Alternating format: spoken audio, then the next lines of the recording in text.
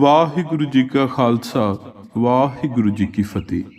ਗੁਰੂ ਰੂਪ ਪਿਆਰੀ ਸਾਧ ਸੰਗਤ, ਅੱਜ ਆਪਾਂ ਤਿੰਨ ਅਹਿਮ ਨੁਕਤਿਆਂ ਤੇ ਗੱਲ ਕਰਨੀ ਹੈ। ਅੱਜ ਆਪਣੀ ਗੱਲਬਾਤ ਦਾ ਵਿਸ਼ਾ ਰਹੇਗਾ ਕਿ ਇੱਕ ਔਰਤ, ਇੱਕ ਬੀਬੀ, ਇੱਕ ਭੈਣ, ਉਸ ਦੇ ਸੁਭਾਅ ਵਿੱਚ ਇਹ ਤਿੰਨ ਚੀਜ਼ਾਂ ਖਾਸ ਤੌਰ ਤੇ ਹੋਣੀਆਂ ਚਾਹੀਦੀਆਂ ਨੇ। ਉਸ ਦੇ ਸੁਭਾਅ ਵਿੱਚ ਕਿਹੜੀਆਂ ਉਹ ਤਿੰਨ ਜਿੱਦਾਂ ਨੇ, ਜੇ ਹੋਣ ਤੇ ਉਹ ਬਹੁਤ ਵੱਡੇ ਨੁਕਸਾਨ ਕਰ ਸਕਦੀਆਂ ਨੇ। ਇਸ ਕਰਕੇ ਇਹਨਾਂ ਤਿੰਨ ਜਿੱਦਾਂ ਨੂੰ ਆਪਣੇ ਪਰਿਵਾਰ ਦੇ ਵਿੱਚ, ਆਪਣੇ ਨਿੱਤ ਦੇ ਕਾਰੋਬਾਰ ਦੇ ਵਿੱਚ, ਰੋਜ਼ਾਨਾ ਜੀਵਨ ਦੇ ਵਿੱਚ ਜ਼ਿੰਦਗੀ ਬਤੀਤ ਕਰਦਿਆਂ ਇਹਨਾਂ ਤਿੰਨ ਜਿੱਦਾਂ ਨੂੰ ਹਮੇਸ਼ਾ ਮਾਰ ਕੇ ਰੱਖਣਾ ਚਾਹੀਦਾ ਹੈ। ਆਓ ਇਸ ਨੂੰ ਇੱਕ ਕਹਾਣੀ ਦੇ ਰਾਹੀਂ ਸਮਝਦੇ ਹਾਂ ਤੇ ਅੰਤ ਵਿੱਚ ਇਹਨਾਂ ਤਿੰਨ ਨੁਕਤਿਆਂ ਤੇ ਖੁੱਲ੍ਹ ਕੇ ਵਿਚਾਰ ਕਰਾਂਗੇ। ਇਸ ਕਰਕੇ ਇਸ ਵੀਡੀਓ ਦੇ ਨਾਲ ਸਾਡੇ ਨਾਲ ਅੰਤ ਤੱਕ ਜ਼ਰੂਰ ਬਣੇ ਰਹੋ। ਪੁਰਾਣੇ ਵੇਲਿਆਂ ਦੀ ਗੱਲ ਹੈ। ਇੱਕ ਨਗਰ ਦੇ ਵਿੱਚ ਇੱਕ ਸੇਠ ਰਹਿੰਦਾ ਸੀ। ਸੇਠ ਦਾ ਨਾਮ ਮੰਗਤ ਰਾਮ ਸੀ। ਮੰਗਤ ਰਾਮ ਇੱਕ ਵਧੀਆ ਪਰਿਵਾਰ ਦੇ ਵਿੱਚ ਚੰਗਾ ਜੀਵਨ ਬਤੀਤ ਕਰ ਰਿਹਾ ਸੀ। ਠੀਕ ਠਾਕ ਕਮਾਈ ਚੱਲਦੀ ਸੀ। ਕਮਾਈ ਦੇ ਵਿੱਚੋਂ ਦਾਨ ਦਕਸ਼ਨਾ ਵੀ ਦਿਆ ਕਰਦਾ ਸੀ। ਛੋਟਾ ਜਿਹਾ ਪਰਿਵਾਰ ਸੀ। ਇੱਕ ਬੇਟਾ ਸੀ, ਬੇਟੇ ਦਾ ਨਾਮ ਪ੍ਰਵੀਨ, ਤੇ ਇੱਕ ਘਰਵਾਲੀ ਸੀ। ਠੀਕ ਠਾਕ ਸਾਰਾ ਕੁਝ ਚੱਲ ਰਿਹਾ ਸੀ। ਪਰ ਕਹਿੰਦੇ ਨੇ ਨਾ ਕਿ ਜਿੱਥੇ ਸਭ ਕੁਝ ਸੰਪੰਨ ਹੋਵੇ ਉੱਥੇ ਕੋਈ ਨਾ ਕੋਈ ਕਮੀ ਜ਼ਰੂਰ ਰਹਿ ਜਾਂਦੀ ਹੈ, ਜਾਂ ਫਿਰ ਉਸ ਸੰਪੰਨਤਾ ਨੂੰ ਕਦੀ ਵੀ ਕਿਸੇ ਦੀ ਨਜ਼ਰ ਲੱਗ ਸਕਦੀ ਹੈ। ਸੋ ਸੇਠ ਦੀ ਹੱਸਦੀ ਵਸਦੀ ਜ਼ਿੰਦਗੀ ਦੇ ਵਿੱਚ ਉਦੋਂ ਆਣ ਮੁੰਗਲਾ ਵੱਜਿਆ ਜਦੋਂ ਸੇਠ ਅਤੇ ਉਸ ਦੀ ਘਰਵਾਲੀ ਦੋਹਾਂ ਨੂੰ ਬਿਮਾਰੀ ਹੋ ਗਈ, ਦੋਨਾਂ ਨੂੰ ਰੋਗ ਲੱਗ ਗਏ। ਉਦੋਂ ਉਹਨਾਂ ਦੇ ਪੁੱਤਰ ਦੀ ਉਮਰ ਬਹੁਤ ਥੋੜੀ ਸੀ। ਉਹ ਤਕਰੀਬਨ 9 ਸਾਲ ਦਾ ਸੀ। 1 ਸਾਲ ਲਗਾਤਾਰ ਉਹ ਦੋਵੇਂ ਜਣੇ ਬਿਮਾਰ ਰਹੇ ਤੇ 1 ਸਾਲ ਦੇ ਵਿੱਚ ਜੋ ਕੁਛ ਖੱਟਿਆ ਕਮਾਇਆ ਸੀ ਉਸ ਦਾ ਲਗਭਗ ਅੱਧਾ ਹਿੱਸਾ ਰੋਗ ਤੇ ਰੁੜ ਗਿਆ। ਇਲਾਜ ਕਰਵਾਉਂਦਿਆਂ ਲੱਗ ਗਿਆ ਤੇ ਅੰਤ ਉਹ ਦੋਨੋਂ ਵੀ ਜਹਾਨੋਂ ਰੁਖਸਤ ਹੋ ਗਏ। ਛੱਡ ਗਏ ਪਿੱਛੇ ਤਾਂ ਅੱਧੀ ਅਧੂਰੀ ਜਾਇਦਾਦ ਤੇ ਇੱਕ 10 ਸਾਲਾਂ ਦਾ ਬੇਟਾ ਪ੍ਰਵੀਨ ਨੂੰ ਜਦੋਂ ਤੱਕ ਸੁਰਤ ਆਈ, ਸੰਭਲਿਆ ਜਦੋਂ ਤੱਕ ਅਗਲੇ 10 ਸਾਲਾਂ ਦੇ ਵਿੱਚ, ਉਦੋਂ ਤੱਕ ਉਹਨੇ ਅਹਿਸਾਸ ਕੀਤਾ ਕਿ ਜਿੰਨੀ ਕੁ ਧਨ ਦੌਲਤ ਮੇਰਾ ਪਿਤਾ ਮੈਨੂੰ ਦੇ ਕੇ ਗਿਆ ਸੀ ਉਹ ਤੇ ਹੁਣ ਤਕਰੀਬਨ ਖੁਰ ਗਈ ਹੈ। ਹੁਣ ਕੱਲ੍ਹ ਨੂੰ ਮੈਂ ਜੇ ਇਸੇ ਤਰੀਕੇ ਨਾਲ ਬੈਠ ਕੇ ਖਾਂਦਾ ਰਿਹਾ ਤੇ ਮੇਰੀ ਜ਼ਿੰਦਗੀ ਦੀ ਗੁਜ਼ਰ ਬਸਰ ਔਖੀ ਹੋ ਜਾਵੇਗੀ। ਸਿਆਣੇ ਕਹਿੰਦੇ ਨੇ ਕਿ ਬੈਠਿਆਂ ਖਾਈਏ ਤੇ ਖੂਹ ਵੀ ਖਾਲੀ ਹੋ ਜਾਂਦੇ ਨੇ। ਸੋ ਉਹ ਜਦੋਂ ਦੇਖਦਾ ਆਪਣੇ ਘਰ ਦੀਆਂ ਛੱਤਾਂ ਵੱਲ, ਆਪਣੇ ਵਿਹੜੇ ਵੱਲ, ਤਾਂ ਉਸ ਨੂੰ ਅਹਿਸਾਸ ਹੁੰਦਾ ਕਿ ਇਹ ਸਾਰਾ ਕੁਝ ਖੰਡਰ ਹੋ ਰਿਹਾ। ਹੁਣ ਤੇ ਜ਼ਮਾਨਾ ਬਹੁਤ ਅੱਗੇ ਚਲਿਆ ਗਿਆ। ਮੈਨੂੰ ਉੱਦਮ ਕਰਨਾ ਚਾਹੀਦਾ। ਮੈਂ ਘਰੋਂ ਬਾਹਰ ਨਿਕਲਿਆ ਕਰਾਂ, ਕਿਤੇ ਕਮਾਈ ਕਰਕੇ ਆਵਾਂ, ਤਾਂ ਹੀ ਗੁਜ਼ਰ ਬਸਰ ਚੱਲੇਗਾ। ਸੋ ਇੱਕ ਦਿਨ ਉਸਨੇ ਦੇਖਿਆ ਕਿ ਮੇਰੇ ਕੋਲ ਕਿੰਨਾ ਧਨ ਕੁੱਲ ਬਚਿਆ ਹੈ।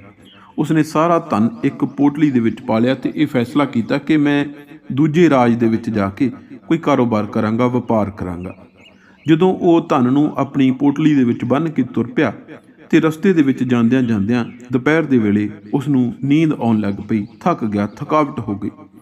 ਇੱਕ ਸੰਘਣੇ ਦਰਖਤ ਦੇ ਥੱਲੇ ਉਹ ਚਾਦਰ ਵਿਛਾ ਕੇ ਪੈ ਗਿਆ। ਪੋਟਲੀ ਉਸਨੇ ਆਪਣੀ ਚਾਦਰ ਦੇ ਨਾਲ ਹੀ ਬੰਨ੍ਹ ਲਈ।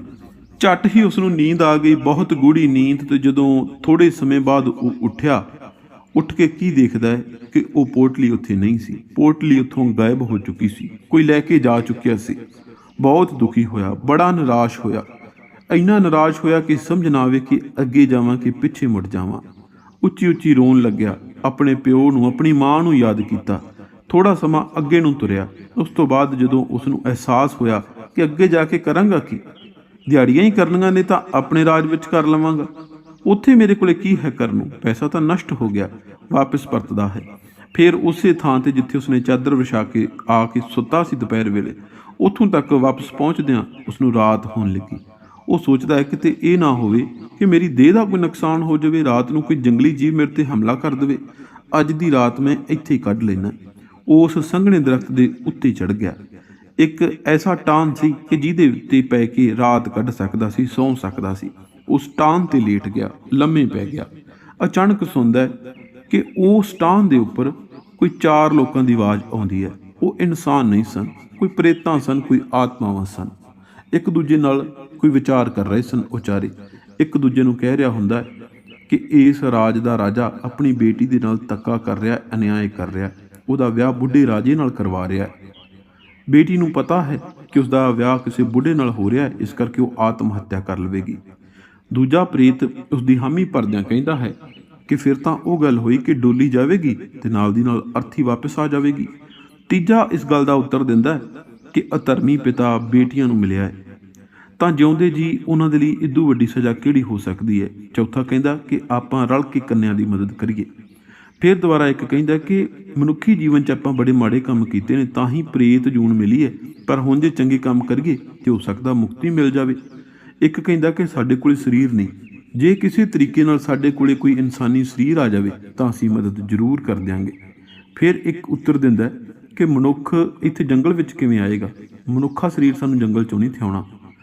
ਅੱਗੋਂ ਉਹ ਜਿਹੜਾ ਬੈਠਾ ਸੀ ਬੱਚਾ ਜਿਹਦਾ ਨਾਮ ਪ੍ਰਵੀਨ ਸੀ, 20-21 ਵਾਰੀ ਉਸਦੀ ਉਮਰ ਸੀ, ਉਹ ਅੱਗੇ ਹੋ ਕੇ ਕਹਿੰਦਾ ਉਹਨਾਂ ਨੂੰ ਕਿ ਦੇਖੋ ਭਾਈ, ਮੈਂ ਤੁਹਾਡੀਆਂ ਗੱਲਾਂ ਸੁਣ ਲਈਆਂ ਨੇ, ਮੈਂ ਮਨੁੱਖ ਹਾਂ, ਮੈਂ ਤੁਹਾਡੀ ਮਦਦ ਕਰਨ ਲਈ ਰਾਜੀ ਹਾਂ, ਵੈਸੇ ਵੀ ਮੇਰਾ ਅੱਗੇ ਪਿੱਛੇ ਘਰ-ਬਾਰ ਕੁਛ ਨਹੀਂ। ਤਾਂ ਪ੍ਰੇਤਾਂ ਨੇ ਉਹਦੇ ਨਾਲ ਅੱਗੇ ਹੋ ਕੇ ਗੱਲਬਾਤ ਕੀਤੀ। ਪ੍ਰਵੀਨ ਨੂੰ ਕਿਹਾ ਕਿ ਠੀਕ ਹੈ, ਅਸੀਂ ਮਦਦ ਕਰਦੇ ਹਾਂ, ਤੂੰ ਸਾਡੀ ਮਦਦ ਕਰ ਤੇ ਆਪਾਂ ਉਸ ਦੀ ਮਦਦ ਕਰੀਏ, ਪਰ ਇੱਕ ਗੱਲ ਦਾ ਧਿਆਨ ਰਵੇ, ਸਾਡੇ ਬਾਰੇ ਕਦੀ ਕਿਸੇ ਨੂੰ ਨਾ ਦੱਸੀ, ਤੇ ਖਾਸ ਕਰਕੇ ਰਾਜਕੁਮਾਰੀ ਨੂੰ। ਜੇ ਉਸ ਨੂੰ ਪਤਾ ਲੱਗਿਆ ਰਾਜੇ ਦੀ ਬੇਟੀ ਨੂੰ, ਉਸ ਦੀ ਤੁਰੰਤ ਮੌਤ ਹੋ ਜਾਵੇਗੀ, 100% ਮੌਤ ਉਸ ਦੀ ਪੱਕੀ ਹੈ। ਉਹ ਕਹਿੰਦਾ ਠੀਕ ਹੈ। ਉਹ ਕਹਿੰਦੇ ਕਿ ਅਸੀਂ ਸਾਡੇ ਕੋਲ ਜੋ ਕੁਛ ਹੈ ਅਸੀਂ ਉਹਦੇ ਨਾਲ ਤੈਨੂੰ ਇੱਕ ਸੁੰਦਰ ਰਾਜਕੁਮਾਰ ਬਣਾ ਦਿੰਦੇ ਹਾਂ। ਤੇ ਨਾਲ ਦੀ ਨਾਲ ਉਸ ਨੂੰ ਰਾਜਕੁਮਾਰ ਬਣਾ ਦਿੱਤਾ। 5 ਉੱਡਣ ਵਾਲੇ ਘੋੜੇ ਉਹਨਾਂ ਨੇ ਉੱਥੇ ਲੈ ਜਾਂਦੇ। ਇੱਕ ਤੇ ਰਾਜਕੁਮਾਰ ਬੈਠਾ, ਉਹੀ ਜਿਸ ਦਾ ਨਾਮ ਪ੍ਰਵੀਨ ਸੀ, ਤੇ ਬਾਕੀ 4 ਤੇ ਪ੍ਰੇਤ ਆਪ ਬੈਠ ਕੇ ਘੋੜੇ ਉਡਾਏ ਤੇ ਉਸ ਰਾਜ ਦੇ ਵਿੱਚ ਜਾ ਕੇ ਉਤਾਰ ਦਿੱਤੇ, ਉਸ ਰਾਜਕੁਮਾਰੀ ਦੀ ਛੱਤ ਦੇ ਉੱਤੇ। ਰਾਜਕੁਮਾਰ ਨੂੰ ਕਿਹਾ, ਭਾਵ ਪ੍ਰਵੀਨ ਨੂੰ ਕਿਹਾ ਕਿ ਤੂੰ ਥੱਲੇ ਜਾ ਕੇ ਰਾਜਕੁਮਾਰੀ ਨਾਲ ਗੱਲਬਾਤ ਕਰ। ਉਹ ਜਦੋਂ ਰਾਜਕੁਮਾਰੀ ਕੋਲ ਪਹੁੰਚਿਆ, ਰਾਜਕੁਮਾਰੀ ਡਰ ਗਈ, ਸੋਚਣ ਲੱਗੀ ਕਿ ਮੇਰੇ ਬਾਹਰ ਤਾਂ ਸਿਪਾਹੀ ਤੈਨਾਤ ਨੇ, ਇਹਦੇ ਕੋਲ ਜ਼ਰੂਰ ਕੋਈ ਨਾ ਕੋਈ ਸ਼ਕਤੀ ਹੈ। ਪੁੱਛਣ ਲੱਗੀ ਕਿ ਕੌਣ ਹੈ, ਕਿੱਥੋਂ ਆਇਆ।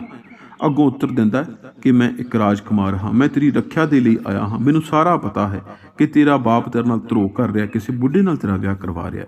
ਹੁਣ ਉਹ ਇੰਨਾ ਸੁੰਦਰ ਰਾਜਕੁਮਾਰ ਸੀ, ਉਸ ਨੂੰ ਦੇਖਦਿਆਂ ਹੀ ਉਹ ਰਾਜਕੁਮਾਰੀ ਉਸ 'ਤੇ ਮੋਹਿਤ ਹੋ ਗਈ। ਤਾਂ ਪੁੱਛਣ ਲੱਗੀ ਕਿ ਤੂੰ ਮੇਰੀ ਮਦਦ ਕਿਵੇਂ ਕਰੇਂਗਾ। ਕਹਿੰਦਾ ਮੇਰੇ ਕੋਲੇ ਘੋੜੇ ਨੇ, ਘੋੜੇ 'ਤੇ ਬੈਠ ਤੇ ਆਪਾਂ ਉੱਡ ਚੱਲਦੇ ਹਾਂ, ਆਪਾਂ ਦੋਵੇਂ ਵਿਆਹ ਕਰ ਲੈਂਦੇ ਹਾਂ। ਰਾਜਕੁਮਾਰੀ ਤੁਰੰਤ ਰਾਜ਼ੀ ਹੋ ਗਈ ਤੇ ਉਹਨਾਂ ਨੇ ਉੱਥੋਂ ਚਾਲੇ ਪਾ ਦਿੱਤੇ। ਪ੍ਰੇਤਾਂ ਦੇ ਥਾਂ 'ਤੇ ਆ ਕੇ ਉਸਨੇ ਪ੍ਰੇਤਾਂ ਨੂੰ ਉਤਾਰ ਦਿੱਤਾ ਤੇ ਰਾਜਕੁਮਾਰੀ ਨੂੰ ਪਤਾ ਵੀ ਨਹੀਂ ਲੱਗਿਆ ਕਿ ਇਹ 4 ਘੋੜੇ ਇੱਥੇ ਕਿਉਂ ਉਤਰ ਗਏ।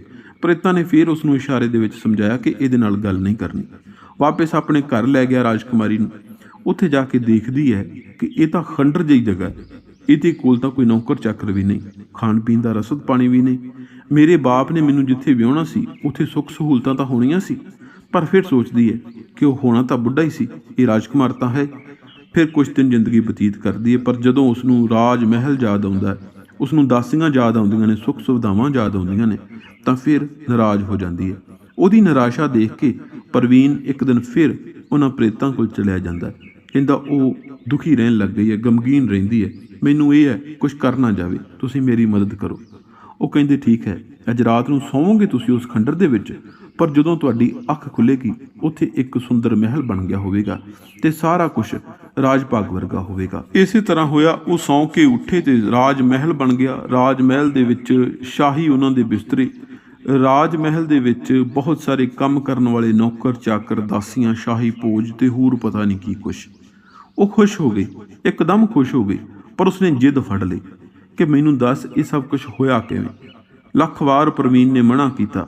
ਉਹ ਨਿਰਾਸ਼ ਹੋ ਗਈ, ਕਹਿੰਦੀ ਤੇਰੇ ਨਾਲ ਬੋਲਣਾ ਨਹੀਂ। ਪਰ ਉਸ ਨੂੰ ਯਾਦ ਸੀ ਪ੍ਰੇਤਾਂ ਦੀ ਗੱਲ ਕਿ ਜੇ ਮੈਂ ਇਸ ਨੂੰ ਸੱਚਾਈ ਦੱਸ ਦਿੱਤੀ ਤੇ ਇਸ ਦੀ ਮ੍ਰਿਤਿੂ ਪੱਕੀ ਹੈ। ਉਸਨੇ ਕੁਝ ਦਿਨ ਗੱਲਬਾਤ ਨਾ ਕੀਤੀ, ਪਰ ਜਦੋਂ ਉਸਦੀ ਗਮੀ ਵੱਧਦੀ ਗਈ ਤੇ ਫਿਰ ਉਸਨੇ ਆ ਕੇ ਉਸ ਨਾਲ ਗੱਲਬਾਤ ਕਰਨੀ ਸ਼ੁਰੂ ਕੀਤੀ। ਕਹਿੰਦਾ ਮੈਂ ਦੱਸ ਨਹੀਂ ਸਕਦਾ, ਮੇਰੇ ਹੱਥ ਬੰਨੇ ਹੋਏ ਨੇ। ਉਹ ਕਹਿੰਦੀ ਨਹੀਂ, ਜਿੱਦ ਤੇ ਉਤਰ ਆਈ। ਉਹ ਕਹਿੰਦਾ ਚਲੋ ਠੀਕ ਹੈ, ਮੈਂ ਤੈਨੂੰ ਦੱਸ ਦਿੰਦਾ। ਸਾਰੀ ਕਹਾਣੀ ਦੱਸ ਦਿੱਤੀ ਕਿ ਕਿਵੇਂ ਉਹ ਮੈਨੂੰ ਮਿਲੇ, ਕਿਵੇਂ ਤੈਨੂੰ ਉੱਥੋਂ ਕੱਢਿਆ ਤੇ ਕਿਵੇਂ ਇਹ ਸਭ ਕੁਝ ਮਿਲਿਆ। ਇਹ ਗੱਲ ਉਸਨੇ ਪੂਰੀ ਹੀ ਕੀਤੀ ਤੇ ਰਾਜਕੁਮਾਰੀ ਤੁਰੰਤ ਸਦਮੇ ਦੇ ਵਿੱਚ ਚਲੀ ਗਈ। ਇੰਨਾ ਸਦਮਾ ਲੱਗਿਆ ਕਿ ਇੱਕਦਮ ਉਸਦੇ ਕਾਲਜੇ 'ਚ ਚੀਸ ਪਈ ਤੇ ਉਸਦੇ ਪ੍ਰਾਣ ਪਖੇਰੂ ਉੱਡ ਗਏ। ਨਾਲ ਦੀ ਨਾਲ ਹੀ ਉਹ ਜਿਹੜਾ ਰਾਜ ਦਰਬਾਰ ਸੀ, ਮਹਿਲ ਸੀ, ਸਭ ਕੁਝ ਦੁਬਾਰਾ ਖੰਡਰ ਦੇ ਵਿੱਚ ਤਬਦੀਲ ਹੋ ਗਿਆ। ਅਮੀਰੀ ਜਾਂਦੀ ਰਹੀ ਤੇ ਪ੍ਰਵੀਨ ਫਿਰ ਤੋਂ ਗਰੀਬ ਹੋ ਗਿਆ। ਇਸ ਕਹਾਣੀ ਦੇ ਰਾਹੀਂ ਕਹਾਣੀਕਾਰ ਦੱਸਣਾ ਇਹ ਚਾਹੁੰਦਾ ਹੈ ਕਿ ਜਿਹੜੀ ਚੀਜ਼ ਸਾਡੇ ਲਈ ਠੀਕ ਨਹੀਂ, ਉਹਦੇ ਪ੍ਰਤੀ ਜਿੱਦ ਕਰਨੀ ਵੀ ਠੀਕ ਨਹੀਂ। ਇਸਤਰੀ ਦੇ ਕੁਛ ਹੱਠ ਐਸੇ ਹੁੰਦੇ ਨੇ ਜਿਸ ਦਾ ਅੰਤ ਦੁਖਦਾਈ ਹੋ ਸਕਦਾ ਹੈ। ਸਭ ਤੋਂ ਪਹਿਲੀ ਜਿੱਦ, ਸਭ ਤੋਂ ਪਹਿਲਾ ਨੁਕਤਾ, ਪਤੀ ਦੇ ਜਿਹਦੇ ਨਾਲ ਪ੍ਰਾਣ ਸੰਕਟ ਦੇ ਵਿੱਚ ਪੈ ਜਾਣ, ਜਿਹਦੇ ਨਾਲ ਪਤੀ ਦੀ ਬੇਇੱਜ਼ਤੀ ਹੁੰਦੀ ਹੋਵੇ, ਉਹ ਜਿੱਦ ਤਿਆਗ ਦੇਣੀ ਚਾਹੀਦੀ ਹੈ। ਦੂਜਾ ਇਹ, ਜਿਹਦੇ ਨਾਲ ਕੁਲ ਦਾ ਵਿਨਾਸ਼ ਹੁੰਦਾ ਹੋਵੇ, ਪਰਿਵਾਰਕ ਕਲੇਸ਼ ਵੱਧਦੇ ਹੋਣ, ਉਹ ਜਿੱਦ ਕਦੇ ਨਹੀਂ ਕਰਨੀ ਚਾਹੀਦੀ। ਤੀਜਾ, ਜਿਹੜੀ ਜਿੱਦ ਪੂਰੀ ਕਰਕੇ ਕੋਈ ਕਲੰਕ ਲੱਗਦਾ ਹੋਵੇ ਉਹ ਜਿੱਦ ਵੀ ਕਦੇ ਪੂਰੀ ਨਾ ਕਰੋ। ਚੌਥਾ, ਕਦੇ ਵੀ ਧਰਮ ਦਾ ਉਲੰਘਣ ਕਰਨ ਵਾਲੀ ਜਿੱਦ ਪੂਰੀ ਨਹੀਂ ਕਰਨੀ ਚਾਹੀਦੀ। ਪੰਜਵਾਂ, ਜਿਸ ਚੀਜ਼ ਦੇ ਨਾਲ ਕਦੇ ਕਰਜ਼ਾ ਚੜ੍ਹਦਾ ਹੈ, ਕਰਜ਼ਾਈ ਹੁੰਦਾ ਹੈ ਮਨੁੱਖ, ਉਹ ਜਿੱਦ ਵੀ ਕਦੇ ਨਾ